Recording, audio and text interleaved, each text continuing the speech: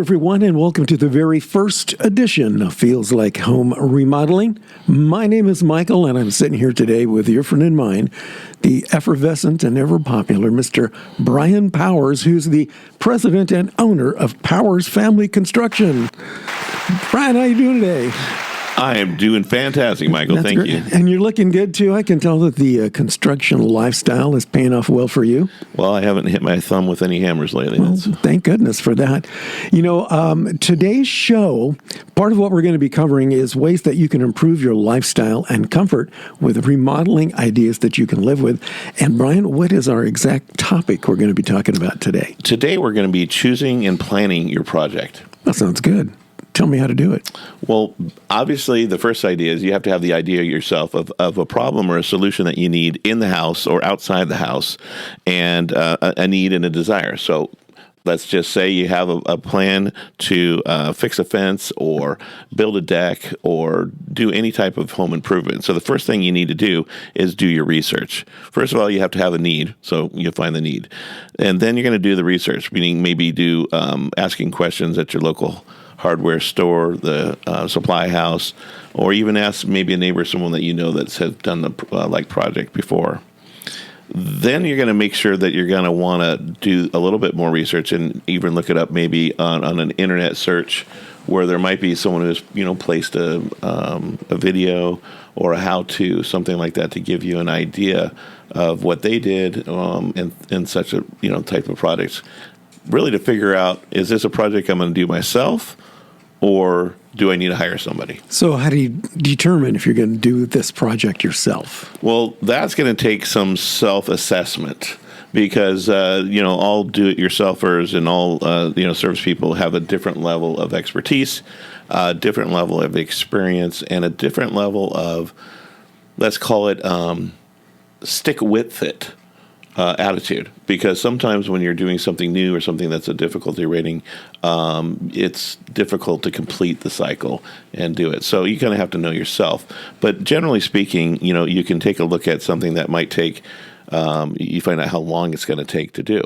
So it might take you a few hours, up to a half a day. It might be something that you do yourself. If it took longer than that, you might say, maybe I should hire somebody or at least bring in some help. I would definitely do that because my entire scope of research would be I go down to the garage and I look at all my tools. I have one hammer and we're done. So that means, okay, I need to hire somebody or find a neighbor or a friend to help me out here because I have zero remodeling skills whatsoever. A good place to look online, would that be like Google or YouTube? Or some handy places online that I can look to do my research? That would be my suggestion as a first stop, just to get an idea of what's out there, what's available. If it looks easy enough or if it looks like something that you can do, I think that would be the decision that you'd have to make yourself. So basically, then you need to find out, okay, what kind of tools I'm going to need, what kind of materials I'm going to need, and that's where then you can call in and talk to the local hardware store. Yeah, so if I need more than a hammer, I'm in trouble. Yeah, well, in your case, it's pretty much pick up the phone and call Brian because you know a guy. That's it. Brian is the guy that I call because I only have a hammer. Well, and that's really true because, depending on, what makes sense, that's one of the things that is on our list to talk about today is value of time. What's your time worth to you? And so you say, should I hire someone? Should I do it myself? And so sometimes, doing a project on your own or by yourself, there's a chance to learn something, a chance to have achievement and to say, hey, look, I did that. And it can be quite rewarding. So I never encourage people not to do it themselves, even though I do it for a living. But it really is a thing of, are you going to be pleased with the outcome? Are you going to be willing to stick to it to have a successful end, to your project? And if you don't think that you're willing to do that, or even if you give it a shot, you can still give us a call or call your handyman or your local contractor. Yeah, that's good because I remember I tried to do a project myself, and when I got done, I was so excited. I showed my wife. I said, hey, Linda, look what I've done. And she goes, You should have just called Brian. That is a quite defeating experience. Yeah. And I've seen that happen on a lot of occasions where one spouse would have the project and the other one would have a private or a personal criticism about it. And it could be very well true. So the quality, that's another good point, is that the level of finished quality that you're going to expect from the project, that would also be a guide as to hire a pro that's been doing that for some time, or to try it yourself, to give it a hand. So in a remodeling job, I know that there are many different facets. So you've got the carpentry, you've got the electrical, you've got the plumbing, you've got the tile, you've got stuff that you know far more than I do. So what do I need to look for? And how will that help me to, number one, determine my research, and then determine who the heck I'm supposed to call other than you? Well, the first idea is assess the project and choose it and do the research. So if it's a project that has multiple trades in it, it's probably not a project for the first time do-it-yourselfer. I would see that if there's multiple trades in it, you're probably going to have some coordination and some way to make sure that you're managing and integrating all the pieces. That's where a general contractor or somebody who has that experience can bring those trades together. So kind of going back is looking at the scale of the project. That's another thing you need to do. Is it a small job? Is it a big job? So when we look at it and you say, okay, no, this is a big job. I want to do more than one room or more than one area. And, typically speaking, on any of those types of things where it's more than a few hours worth of work, do it yourself is probably not the way, but depends, again, on your own, abilities. Some people are quite handy and they have the time, and they're not really worried about the value of their own personal time. So that's like saying is figure out where you fit into that category. So if I'm going to call somebody, what criteria do I use to judge as to whether or not this is a qualified person? I mean, how do I assess that? Because I have no knowledge of that. So how do I know if this guy's good or bad or licensed or don't need to be licensed or what? Well, the interesting thing about licensing and needing to be licensed or not, the California law could be different in your state, but depending on where you're calling from, here in California, the law states that you can only do jobs up to $500 in total without being a licensed contractor. Even if it's my own project, or if I'm a handyman. If you're being a handyman, so we're talking about now. We're reaching out and we're looking at how to pick the right person or pick the right. So if a handyman does 3 or 4 projects, and the total of those 3 or 4 projects is $503.18, he needs to be licensed. Technically, absolutely needs to be licensed based on the letter of the law. I would suggest that law was written a few years back and prices have gone up. But you have to understand that is what the law says as of the time we recorded this. So basically, we want to look at, is this a bigger job or a smaller job? And so if it's a couple of days, then you really want to take a look at licensing, making sure that you have someone who's qualified, and also who has proper insurance, because that's a whole nother set of circumstances. So you can have a handyman that's not properly licensed, or that maybe have lost their license, or maybe reasons why they don't have a license. That's kind of important to know on your handyman. So getting references, referrals, understanding who's going to be in your house. So that's kind of along the lines of why would you hire a contractor versus just a handyman, is that in order to be a contractor, you have to do what's called a live scan. They do background check on you, and they also keep tabs on you, and then they also have kind of like your feet to the fire. If you don't properly complete a project, there is a thing called a bond, and that bond is a completion bond, and you have to have one in order to keep an active license, so that if your project is started and stopped, something went awry and they didn't finish the project, the bonding company would actually come in, assess the project, get the project completed, pay for the project to be completed, and then they would go after the contractor.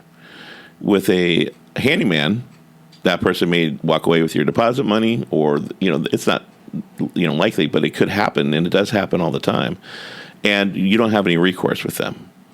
If they do a job and do it improperly, let's just say, and something fails, there's no recourse with them. I mean, you could try to sue them, or you could try to take them to a small claims court. I mean, that's certainly, something to do. But finding out about their ability, first getting their references and making sure that the job isn't outside of their scope. Pretty much everybody, a handyman, is going to say, "Oh, yeah, I can do that," and I've got experience doing that. But have they led it? Have they contracted it?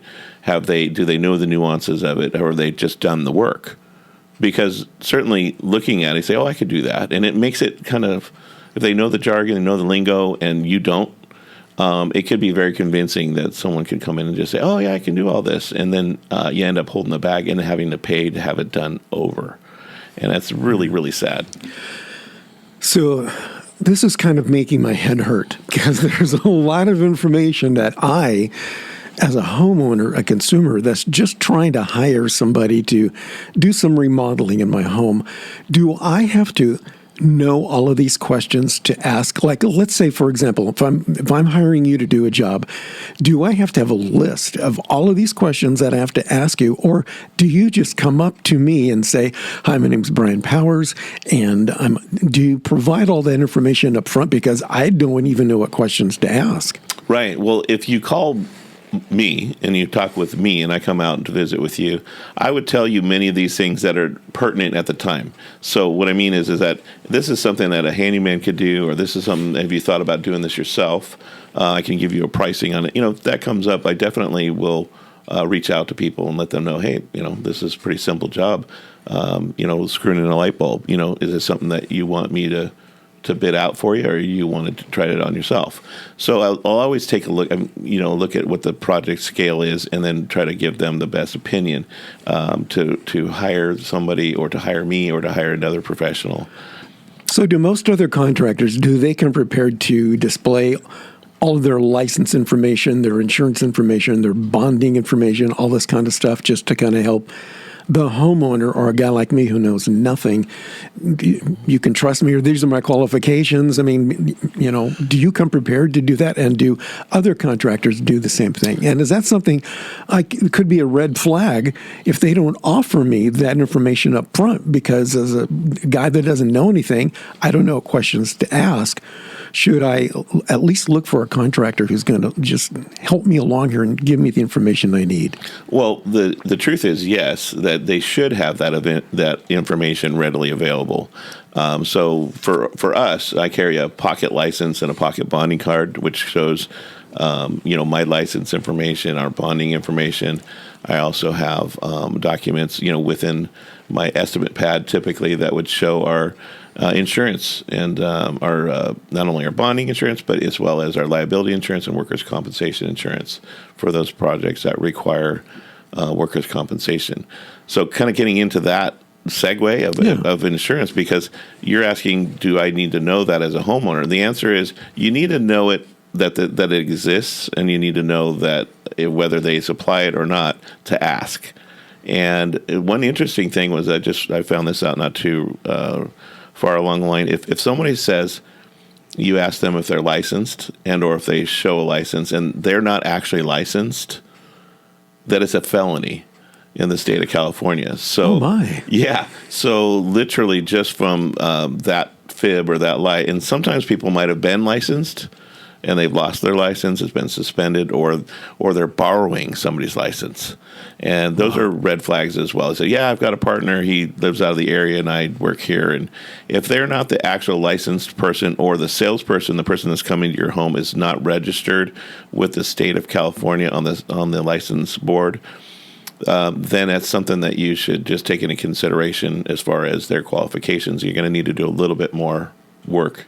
So if somebody says, "Oh yeah, I'm licensed," but I left my license in my other pants pocket, is there a website or someplace I can go to check and see the registered, certified, licensed contractors? Absolutely. And where would that be? So in California, it's cslb.com. Wait, say that again, real slow. CSLB. California State License Bureau. That's what it stands for, cslb.com. And it's check a license. And you can go in and to check a license, and you can either enter the person's full name, the license number if they give you a license number, or their personnel's name. There's a couple of different ways to do the search. It can be a little bit troublesome if there's a very common name, involved. But if you use the person's name, you're going to have a little bit better success at finding them. And if you have the person's name and the company name, you're pretty much golden. You'll be able to find out exactly what's going on with that company. And to that extent, you can find out their history there online.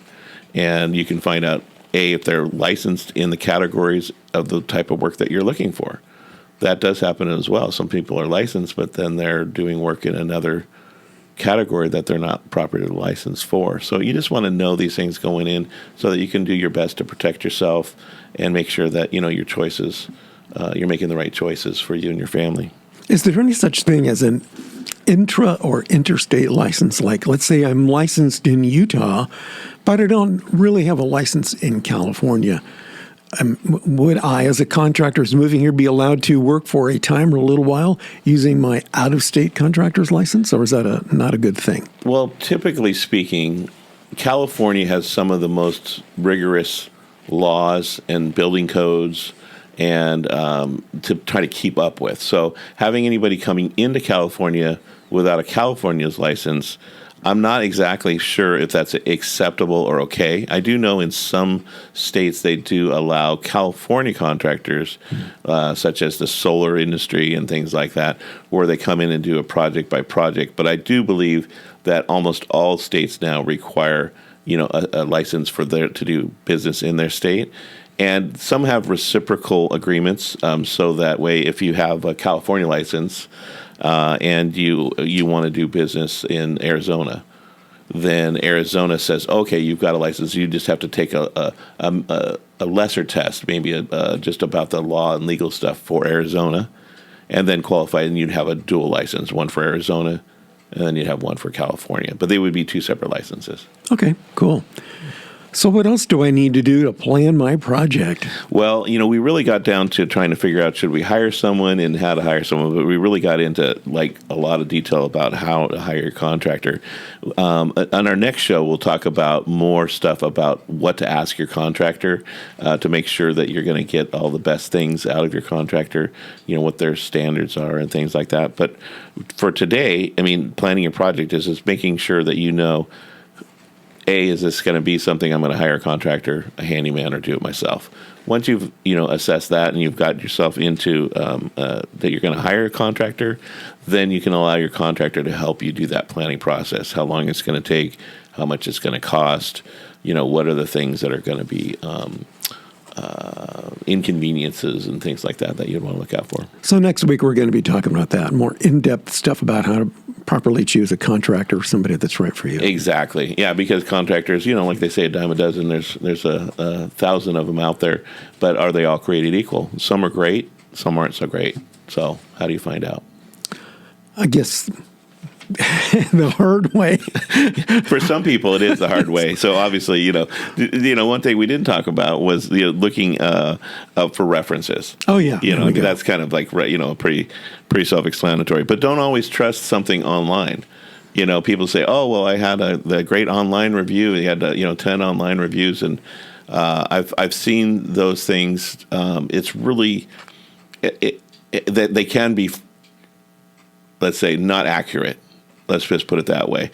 Both pro and con. So there could be negative stuff in there. People get mad at you for cutting them off on the freeway, and they put a bad post on there saying, no, they're not only that, but they drive they drive bad too, and so on and so forth. So the idea behind that is that getting phone numbers of people that they've done work for and getting proper references, and then your gut feeling. Hopefully, you can have a gut feeling on this person if they're right for the job.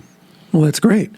Well, Brian, this has been an enlightening little slice of heaven today. I think everybody, let's give Brian a big, rousing round of applause. Thank you, Brian. Woo.